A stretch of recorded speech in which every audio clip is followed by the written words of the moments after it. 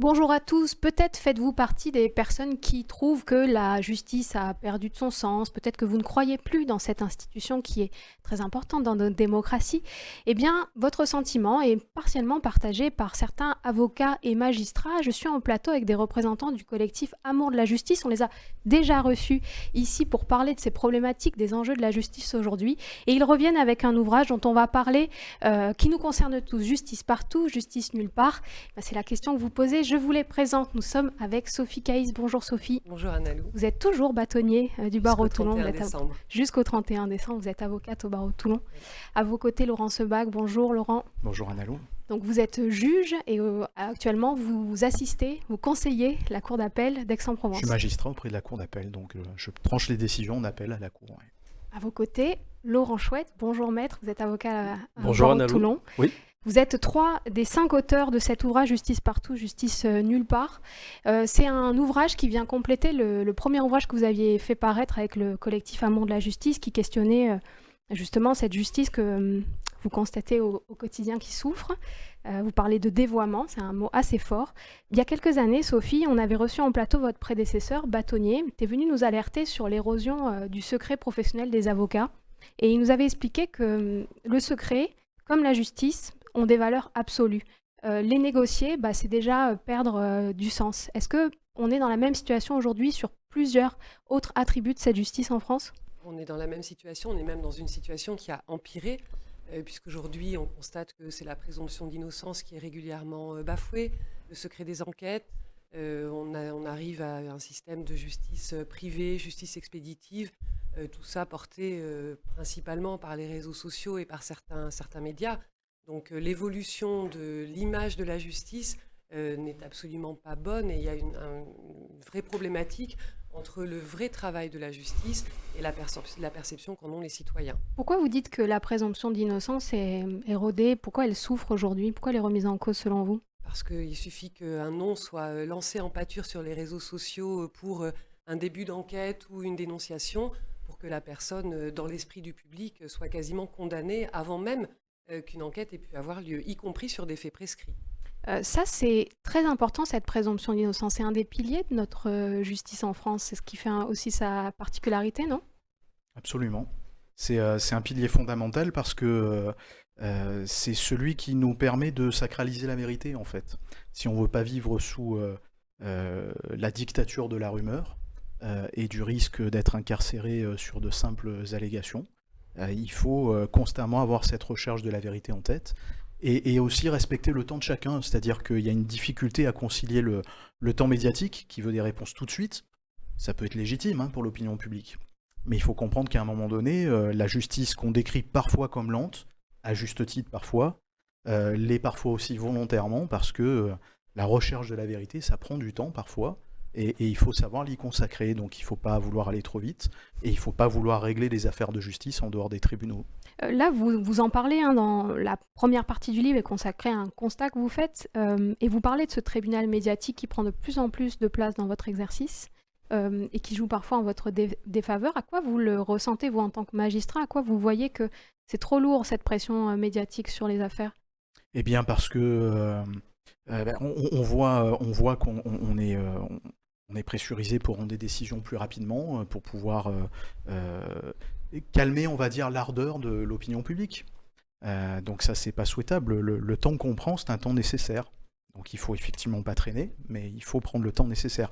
Et on entend assez souvent d'ailleurs, c'est un discours qui est parfois assez politique d'ailleurs, et qui est très clairement diffusé dans l'opinion publique, que je pense notamment aux affaires politiques, que la justice devrait se soucier des calendriers électoraux et politiques. Et la justice, elle travaille toute l'année. Et le politique, il est en travail toute l'année également. Donc chacun a son calendrier. Et il est clair que chacun doit travailler à son rythme. Vous dites que certaines procédures qui sont très importantes, aujourd'hui, elles ne sont plus tellement prises au sérieux. Vous citez notamment, je crois, la mise en examen, qui est un moment important. Et vous avez le sentiment que c'est comme si c'était une formalité, qu'il y a une forme de banalisation. À quoi vous voyez ça ? Là encore, comme le disait Laurent, je crois que c'est l'œuvre médiatique. Encore une fois, il n'est pas question dans notre ouvrage de tirer à boulet rouge sur tel ou tel, ou de stigmatiser tel corps. Les médias, c'est quelque chose d'important. Ça fait aussi partie de la vie et de la respiration démocratique. Mais aujourd'hui, le dévoiement de la justice dont on parle, il commence par le dévoiement peut-être d'autres sources, d'autres piliers de notre société. Effectivement, la mise en examen, on ne va pas être technique. Le but, c'est pas parce qu'on a voulu cet ouvrage grand public, mais c'est quelque chose d'important. Ça correspond à j'allais dire, le fait que des éléments importants pèsent contre une personne, suffisamment importants pour qu'à la fois on s'intéresse aux faits et qu'on fasse des investigations, mais en même temps qu'on lui garantisse un certain nombre de droits, le droit de voir un médecin, le droit d'avoir un avocat, le droit d'avoir un accès au dossier, etc. Donc c'est vrai que je pense que cela encore, on est non seulement plus dans un travail de pédagogie, mais on est dans un travail qui abîme ce fragile équilibre. La justice, c'est un fragile équilibre entre l'application de la règle de droit et l'intime conviction du magistrat. Ça reste humain. Si on veut travailler à ce fragile équilibre, il faut d'abord l'intégrer, le prendre en compte, et il faut que tous les autres corps, et les médias, le monde politique et le reste, en aient conscience et y travaillent. Aujourd'hui, on a le sentiment que c'est tout l'inverse qui est fait. Pourquoi vous dites que c'est fragilisé? Parce qu'on a l'impression qu'une mise en examen, c'est pas grave, ou au contraire, une mise en examen, c'est très grave et la personne est déjà jugée coupable. J'allais dire, ça dépend quel est le prisme avec lequel on va regarder les faits. Pour certains, et Sophie l'évoquait tout à l'heure, effectivement, on jette en pâture.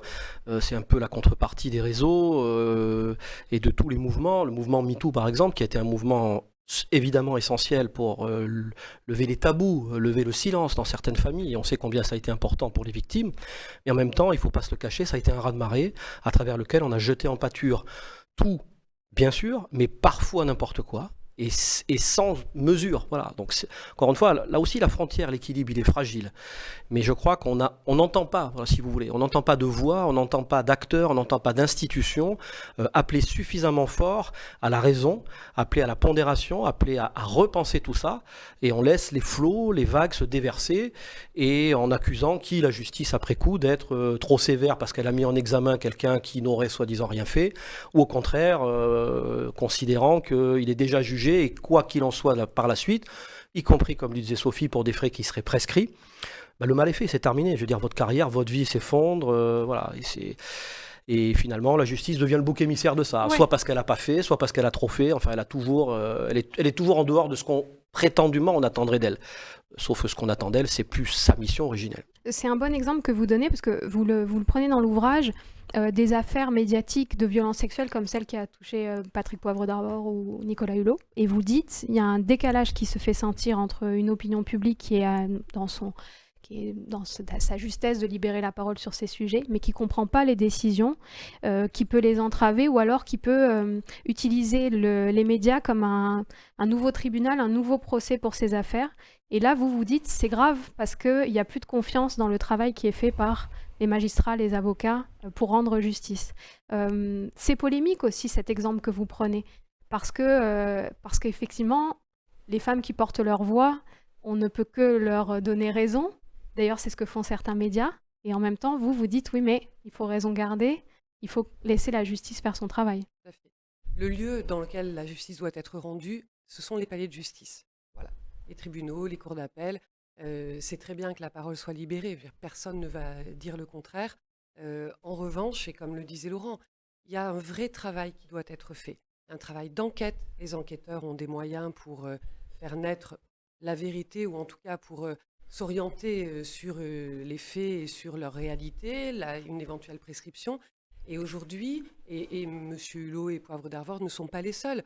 Il y a des tonnes d'exemples de gens qui ont été livrés en pâture sur les réseaux sociaux, sur la base de dénonciations, parfois effectivement qui sont justifiées, mais on attend ensuite de la justice qu'elle parte au triple galop et qu'elle réponde aussi vite qu'un réseau social ou que certains journalistes qui prennent des décisions à la place des juges en disant mais telle infraction, il ne faut même pas de procès, c'est la peine de mort directe. Je pense que pour les avocats et les magistrats que nous sommes, c'est inaudible. On ne peut pas entendre ce type de discours. Et ce type de comportement font que l'opinion publique attend non seulement des décisions extrêmement rapides, font que les pouvoirs publics se disent « Ah, il faut une réforme de la justice », et il n'y a rien de pire que de réformer sur la base d'un... Alors, je ne dirais pas un fait divers, parce que ce ne sont pas des faits divers, c'est extrêmement grave, mais ce n'est pas parce que quelque chose est rendu public et que l'opinion publique attend une décision rapide qu'il faut immédiatement modifier la loi. Voilà, la loi, le législateur, tout comme la justice, tout comme l'enquête, elle a son temps aussi, et il faut le temps de la réflexion pour modifier une loi. Tout ne peut pas se faire à la va-vite, même si, dans certains cas, effectivement, les réponses doivent être rapides. Mais encore une fois, le temps de l'enquête, c'est le temps de l'enquête, le temps de l'audience, le temps de l'instruction. Les juges d'instruction travaillent au quotidien sur tous les dossiers, et Dieu sait qu'ils en ont un certain nombre dans leur cabinet, avec les moyens qui leur sont donnés. Et on ne peut pas tout faire à la va-vite, parce que autant on peut avoir des gens qui sont coupables, qui ne sont pas jugés suffisamment rapidement, mais on peut aussi avoir des gens qui ne sont pas coupables, qui vont être jugés, voire condamnés, parce que le travail a été bâclé. Et ça n'est pas non plus acceptable pour les juristes et les défenseurs que nous sommes. Ce décalage, vous pensez qu'il y a un enjeu de confiance aussi avec les citoyens? Et vous dites, ces médias qu'on peut pointer du doigt sur certains usages, il faut aussi plus les employer pour faire savoir ce qu'on fait, nous, dans les tribunaux. C'est quoi le travail de l'instruction? C'est quoi le travail des magistrats, des avocats? C'est au cœur de votre livre l'idée qu'il faut davantage communiquer. C'est ce qui fait que vous êtes là aujourd'hui. Vous avez besoin de plus dire ce que c'est que le travail de la justice pour qu'il soit mieux entendu, pour qu'on comprenne ce temps qui, effectivement, paraît tellement long quand on est victime, famille de victimes. Vous pensez que vous communiquez pas assez? Ah oui, ça c'est une évidence. Chacun doit balayer devant sa porte. À partir d'un moment où un problème est méconnu et pas assez bien considéré, il appartient à tout le monde, tout sachant, de venir sur la place publique pour expliquer comment ça se passe. Donc évidemment, la justice, elle doit communiquer plus, donc ça passe par une prise de parole de ses acteurs, chacun avec ses contraintes et ses réserves. Hein. Je fais partie de ces gens qui ont un statut qui leur empêche de dire tout et n'importe quoi, mais on peut quand même informer les gens, tout en respectant son devoir de réserve, ça me paraît fondamental. Et puis, il faut que tous les acteurs de la justice se saisissent de l'information. Et je trouve d'ailleurs que l'information pour une justice universelle, elle doit être faite universellement par l'ensemble des acteurs. La justice, elle n'appartient pas aux magistrats, elle n'appartient pas à l'avocat, elle n'appartient pas au greffier, elle n'appartient pas au seul justiciable, elle nous appartient à tous. Et donc, il nous appartient à tous de nous mettre ensemble pour expliquer comment ça fonctionne. Ça passe par tout type d'action, par tout type d'information. Ça nécessite pour les acteurs de la justice d'aller devant les médias pour expliquer comment les choses se passent. Sinon, on ne peut pas se plaindre sans arrêt que les citoyens ne comprennent pas la justice si on ne vient pas la leur expliquer. On peut être surpris aussi que le citoyen qui s'est vu récemment mis en mesure de pouvoir venir plus souvent dans les tribunaux pour voir comment ça se passe, n'y vienne pas plus. On a une loi assez novatrice qui permet aux caméras de rentrer dans les prétoires pour filmer. Il y en a très très peu qui viennent finalement. On sent que la presse n'est pas forcément saisie de la question non plus. Et donc on se dit que finalement, même quand on se donne les moyens matériels de le faire, ça ne se passe pas. Et donc c'est peut-être que le problème vient de la culture de chacun. Et donc il faut libérer cette culture en se disant c'est l'affaire de tous. C'est vraiment le sujet que vous développez ici, c'est vraiment l'idée de donner des clés de compréhension de ce qui se passe et de ce qu'on pourrait faire, de ce qu'on pourrait faire de mieux. Ça vous engage. Le titre, il évoque l'idée qu'il y a de plus en plus d'envie de justice, de besoin de justice, de demande de gens qui se pourvoient en justice, et que justement ce sentiment de justice, il s'érode.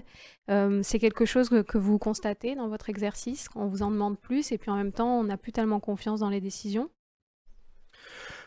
Oui, il y a plusieurs sujets dans votre question, mais incontestablement, nous, l'exercice professionnel, après plus de 27 ans pour ce qui me concerne, je pense que j'ai démarré dans le cadre d'une justice qui était déjà en train de se transformer. Les choses se sont considérablement accélérées ces 10 dernières années.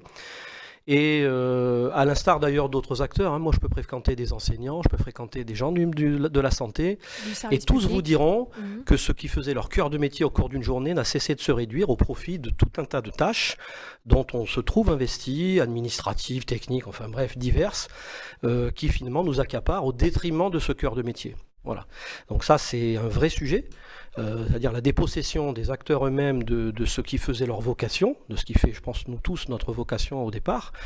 Et c'est inévitablement ressenti par celui qui s'adresse à l'institution, qui franchisse la porte du cabinet d'avocat ou qu'il vienne ensuite franchir la porte du tribunal. Donc ça passe, on n'a pas le temps ici de le développer, mais par beaucoup de choses. Nous, par exemple, le recul considérable de l'oralité. On est vu comme des orateurs. L'avocat, c'est celui qu'on vient voir. Pour beaucoup de nos clients, on va donner des pièces, ils vont donner des tas de choses, mais ils veulent venir nous voir à l'audience. Et je ne parle pas que du pénal, je parle sur un problème d'affaires familiales, sur un problème de servitude, ce que vous voulez, d'immobilier, bref. Et c'est à ça qu'ils vont juger la qualité de l'avocat. Ça reste important. C'est pas que la qualité, mais ça fait rien, ça reste important. L'oralité ne cesse de régresser. Et je le dis, et Laurent Sebag avait raison, nous participons malheureusement à tout ça. Donc effectivement, je crois que le livre, on essaie de le faire aussi, balayer devant notre porte, regarder en nous ce qui ne fonctionne pas, et comment, avec les moyens qui nous sont donnés, et les contraintes surtout qui nous sont tous imposées, et contre lesquelles on veut essayer d'informer le public et d'innover, mais aussi se dire, voilà, qu'est-ce qui ne fonctionne pas chez nous, et comment on peut changer les choses. Donc le titre, oui, justice partout, justice nulle part. Le constat de départ, c'est fort sentiment d'injustice, à tort ou à raison, mais en tout cas, il existe. Voilà. Donc, on est obligé de le prendre en compte. Ça fait déjà un quart d'heure qu'on discute. Il y aurait encore tellement de thèmes à aborder qui sont abordés dans l'ouvrage que je vous conseille. Il est disponible. Vous pouvez le trouver sur les plateformes, peut-être même ici, dans le coin, chez Charlemagne, nous dit-on, à Toulon. Il faut le lire, pourquoi ? Parce qu'on est des citoyens et que ça nous appartient de nous saisir de cette justice qui est un pilier de notre démocratie. Ça a dû vous demander pas mal de travail, de résilience, de vous engager dans ce collectif Amour. Laurent Sebag, vous nous aviez dit, j'aurais pu tout quitter, arrêter mon boulot parce que ça n'avait plus de sens. Non, finalement, je continue et j'essaye de le changer de l'intérieur. C'est toujours ce que vous pensez ? Oui, c'est toujours ce que je pense. J'ai toujours beaucoup de passion à traiter ce que je traite, à voir des familles, à voir des justiciables qui ont besoin qu'on prenne leur situation en main. Mais c'est vrai que le faire dans les conditions actuelles, c'est toujours un peu frustrant. Et donc ce collectif associatif qui nous donne l'occasion de réfléchir, et pas que de critiquer, parce que critiquer c'est indispensable, dire qu'il y a des problèmes de financement, c'est une réalité, et il faut le dire, et il faut le seriner sans cesse, mais tout ne se limite pas à un problème d'argent. Et donc c'est un moyen pour nous tous de réfléchir à des propositions de solutions, plus ou moins pragmatiques, et surtout on le fait avec les citoyens aussi. Voilà, on le fait tous acteurs de la justice, et on le fait avec les citoyens. Merci à tous d'être venus sur ce plateau. Merci à vous. Et merci pour votre travail. À bientôt sur Info 83.